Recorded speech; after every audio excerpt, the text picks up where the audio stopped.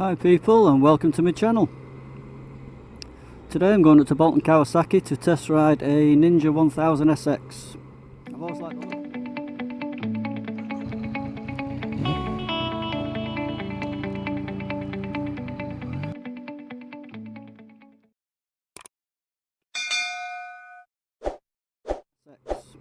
I've always liked the look of those bikes and I like the power of them. I'm going to compare it to the Tracer GT that I'm riding, which is obviously my bike. I'm riding my bike up to the dealers. I'll test ride the Ninja 1000 SX and then jump straight back on my Tracer and ride it home again. Hopefully I should be able to give you a direct comparison, and anybody thinking of purchasing either the Z1000 SX, oh, it's not the Z1000 SX, it's the Ninja 1000 SX, or the Tracer GT, will help you make your mind up.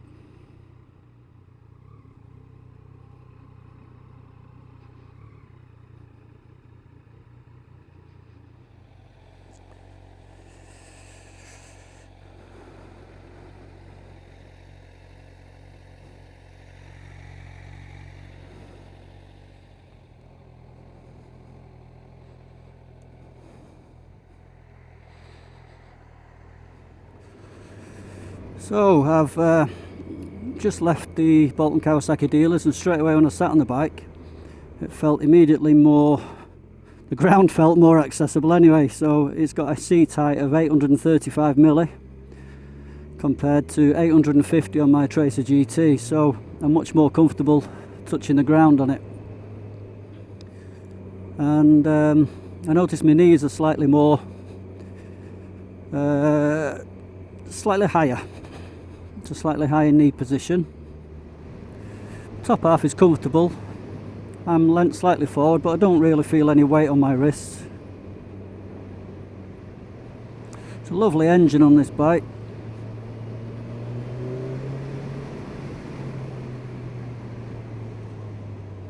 Very nice.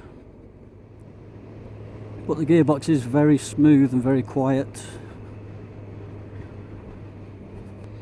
Mirrors, although they're quite a long way away, they're really well positioned because I can see fully behind me in each mirror.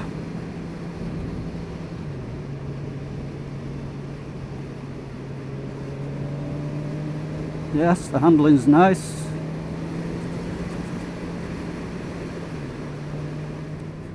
Love the power of it.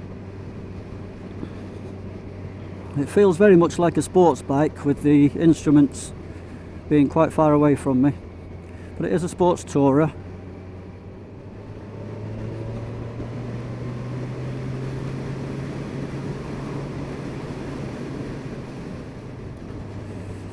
I'm in 6th gear, top gear, and the torque is so good on this that it felt like I was in 4th. Pulls easily in top gear. From 40 miles an hour then, I'll slow down.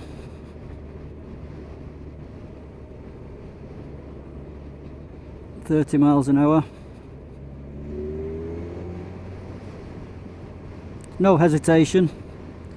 Winding the throttle on from 30 miles an hour in top gear.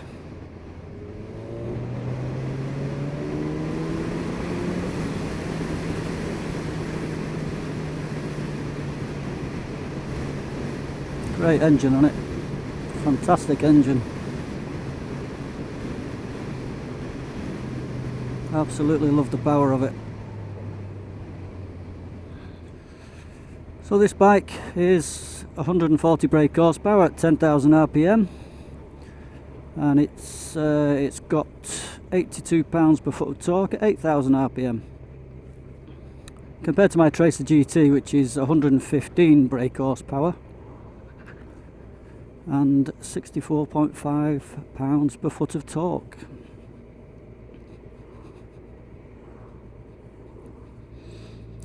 I think the Versys, which has the same engine but it's tuned differently, is more of a compare to the Tracer GT, whereas this isn't. This is more like a sports bike performance.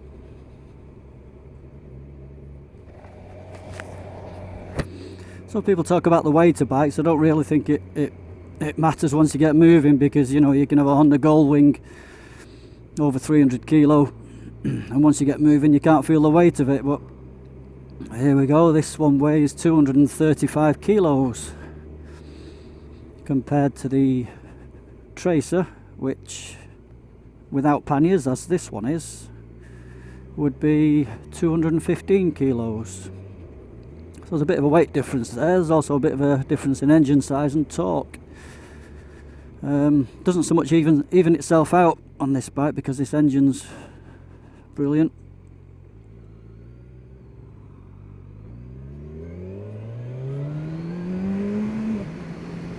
Quick shifter goes nicely on this one. It's nicer than the Versys one, I don't know why. On the Versys, when I was clicking up through the gears, there'd be a hesitation. The bike would dip and take off again, as if the revs had been cut for too long. This one's a lot better.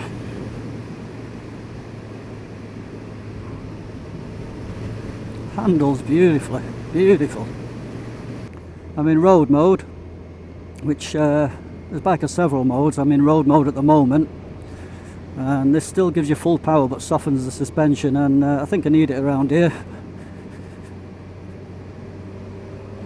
This is up towards Rivington. Still in 6th gear, just winding on. You'd think you was in 4th or something. It's amazing. Doesn't get out of shape either, going over these bumpy surfaces. These TFTs now, they just give you all the information that you need all in the same spot. I can see everything, just like I can on my Tracer GT. You know, you can see what mode you're in, you've got your gears, your speed, the time.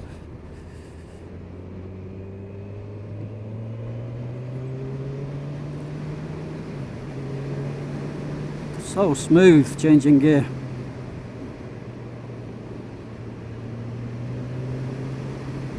This bike is fun with a capital F.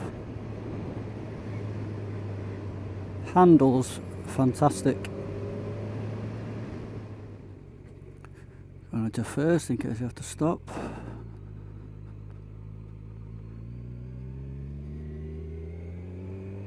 Yeah, it definitely feels more like I'm riding a sports bike rather than a tourer, because as people say, this is geared more towards the sports end of sports tourer. I'm just loving this.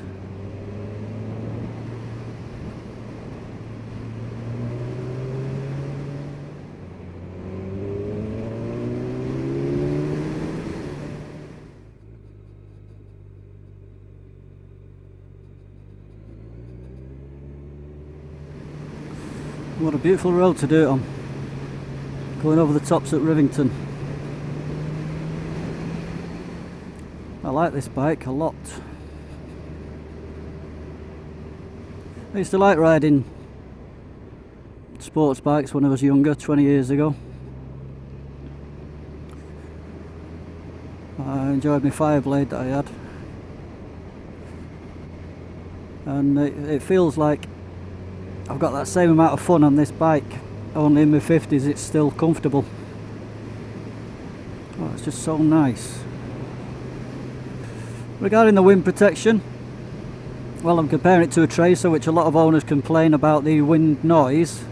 It's not exactly buffeting on the Tracer, it's just more wind noise, and it's a lot less on this one. Fantastic.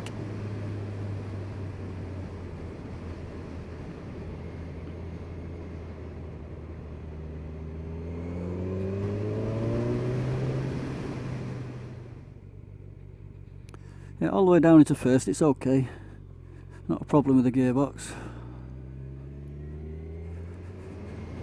Sixth gear, let's try this cruise control. So we'll switch the cruise on. Let's get the speed up there.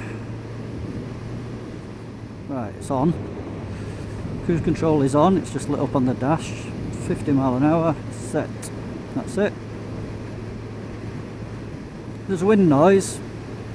I'm doing 50 miles an hour now, but the wind seems very smooth. It's slightly turbulent air on my Tracer GT. It's a little quieter around my helmet on this bike. The screen is adjustable, I'm not sure what position it's in. Oh, the price of this bike is 10,999, call it 11,000 quid. Let's take that cruise off. And the Tracer 900 GT brand new is 11,1. Might be 11,197, so that's 11,2. But with the Tracer GT you get the panniers, they're 22 litre panniers. You also get the heated grips, which are the extra things that you don't get on this one. There's no heated grips on the standard model for 11,000, and there's no panniers. If you opt for the touring version though, you get a taller screen, you get heated grips, and you get the panniers, and that is 11,900. I've not been on the bike long, maybe 25 minutes, but I've no aches and pains anywhere at the moment. I'm just enjoying the ride. It's lovely. Yeah, I fancy just carrying on riding all the way up around Yorkshire or something. Having a nice ride out on this. When I stop I can get my feet down easily. I'm quite confident on it. More confident than I am on my Tracer, putting my feet down.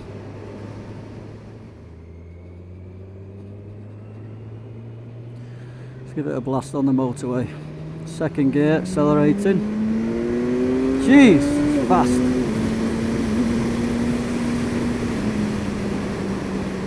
Yep, that's a fast bike.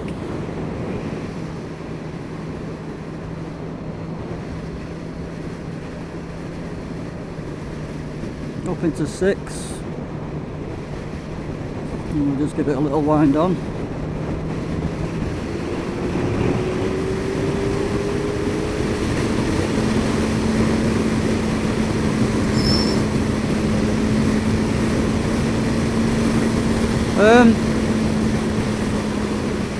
When you really wind it on, the speed increases. You can feel the wind blast trying to rip your helmet off.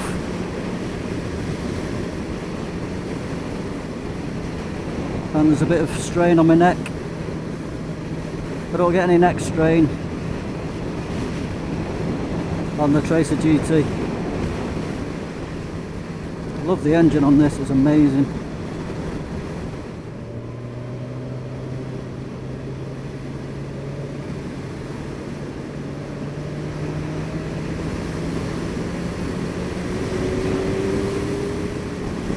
Quite a bit of wind blast when you're going quite quick. You probably need to tuck in a little bit.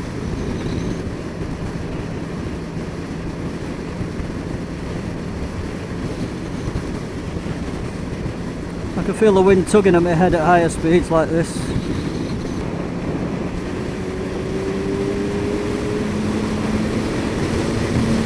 Certainly picks up, amazing. There's a little bit of a blind spot I think with the mirrors being so far away from me. I'm trying to change lanes then, checking the mirror, there's a bit of a blind spot. So you do need to do your shoulder checks. I don't really have the blind spot on my Tracer.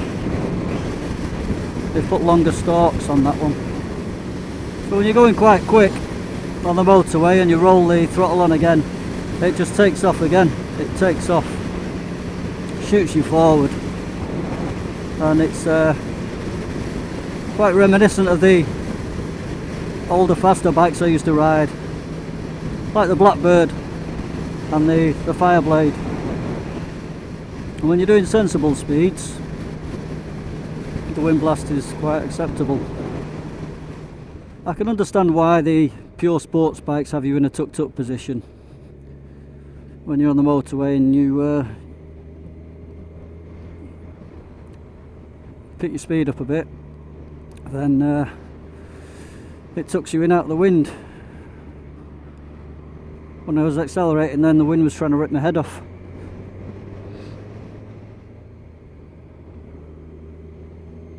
Gearbox is very good actually. It's lovely and smooth. Very precise. I do like the gearbox. Another sports tourer that I rode that I had maybe 18 months ago, 2 years, was a VFR 800. That was classed as a sports tourer. But I found there's a lot more weight on my wrists on that one than there is on this. Although my knees are higher up than the Tracer, it's not necessarily uncomfortable. You see, quite easily manageable. I don't have bad knees, but I've been known to get hip cramp now and again. That was on my Blackbird, I think. Bit of cramp in my hip. I'm fine on this. I've not even thought about the suspension once. It's on road mode, which, as I said previously, is full power with slightly softer suspension. And I've not thought about it. I've not thought it's too soft, it's too bouncy. It's a fantastic ride. I put my feet down, it's easier than it is on my Tracer. Still a tall bike. 835mm seat height. I don't like that blind spot though when I'm changing direction. Probably just like my MT-09, if I had this I'd have to put the little blind spot mirrors on it. My MT-09 has shorter mirror stalks on than the Tracer. So I don't really have a blind spot on the Tracer. On the MT-09 I do, and this one has as well. I'm going to go back and work some figures out and see if sometime in the future I can afford one of these beauties. Great bike. I'm sad to be taking it back. I wish I had it for a bit longer.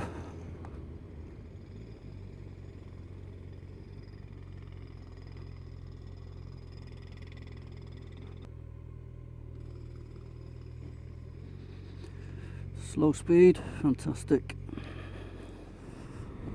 I think it's very difficult to compare the two bikes actually. The Ninja 1000 SX is like a comfortable sports bike. The way it performs is very much like a sports bike. The riding position is similar to a sports bike. It's not uncomfortable. As I said, it's a comfortable position. And I suppose it's a little bit unfair comparing it to this.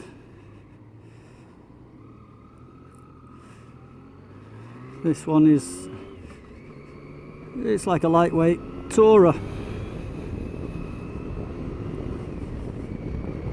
Very comfortable riding position. The engine power doesn't compare. The Ninja 1000 is so much smoother, so much more powerful. I think there's probably room in people's garage for one of each of these. If you wanted a nice lightweight tourer, you could have one of these. And if you wanted a comfortable sports bike, the Ninja 1000. I think the position of this bike is much better suited for relaxed touring and sightseeing. So if you were out touring Europe, I'd feel more relaxed on this one. Much easier to look around. Would I buy the Ninja 1000? In an instant. Loved it.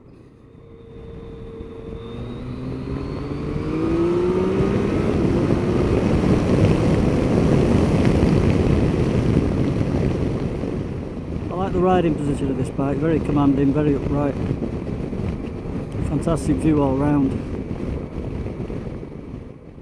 So if money didn't come into it, which bike would I choose? And I could only have one. The Ninja. I'd choose the Ninja for the power, the performance, the way it makes you feel. But when it does come into it, that's a brand new bike. It's a 70, it'd be a 70 model, 2020.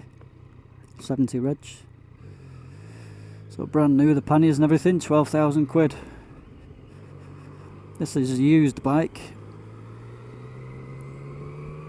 Tracer 900 GT, used. I've seen them for about 7.5 grand. It's only a year old. If they were both used bikes and both similar prices, and I may go for the Ninja.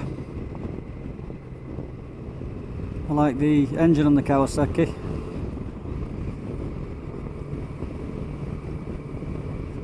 I like the visibility and the riding position on this Tracer. Now if they did a Tracer 1000cc, I would have the Tracer. A Tracer with that engine, fantastic. Maybe then when the Ninja 1000 is a couple of years old, you can get a decent deal on a used one. Maybe I'll look at that again. Well, I'd like to thank you all for watching. I hope it's helped you in some way in your decision. I hope it's helped you more than me. I can't make my mind up.